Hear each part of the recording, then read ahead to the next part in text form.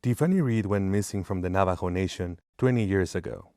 Today, her older sister Deandra Reed is helping other families of missing and murdered Indigenous people try to find closure and justice. Reed is a coordinator with the Coalition to Stop Violence Against Native Women.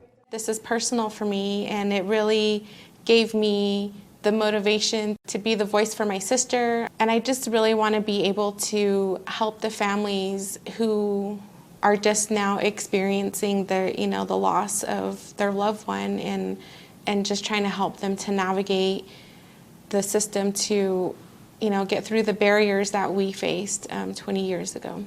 New Mexico has among the largest number of missing and murdered Indigenous people, with some cases dating back to the 1950s. Reed's group is helping connect Indigenous people who are looking for a missed loved one with a state program offering up to $3,000 to cover search-related expenses.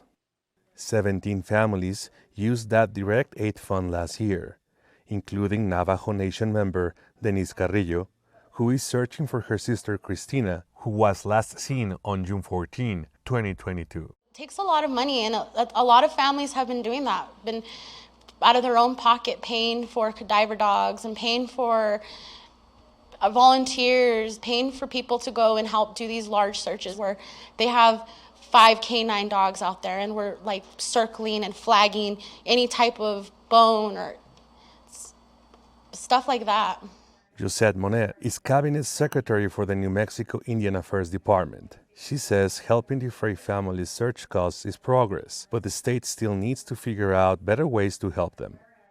Hearing the family stories, for me, it comes back to me as, for my professional role, to come back and say, okay, I need to understand some of these questions, or I need to start trying to find some answers to these questions so that I can help better serve the families and the communities.